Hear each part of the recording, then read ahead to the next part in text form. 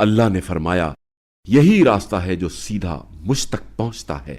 جو میرے بندے ہیں ان پر یقیناً تیری بالادستی نہ ہوگی، سوائے ان بہکے ہوئے لوگوں کے جو تیری پیروی کریں۔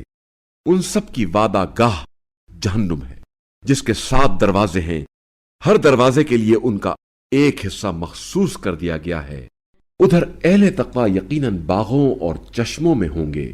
ان سے کہا جائے گا، سلامتی و امن کے ساتھ ان میں داخل ہو جاؤ، اور ان کے دلوں میں جو کینہ ہوگا ہم نکال دیں گے۔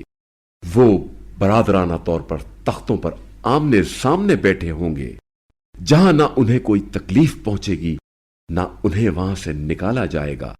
اے رسول صلی اللہ علیہ وآلہ وسلم، میرے بندوں کو بتا دو کہ میں بڑا درگزر کرنے والا مہربان ہوں، اور یہ کہ میرا عذاب بھی یقیناً بڑا دردناک عذاب ہے۔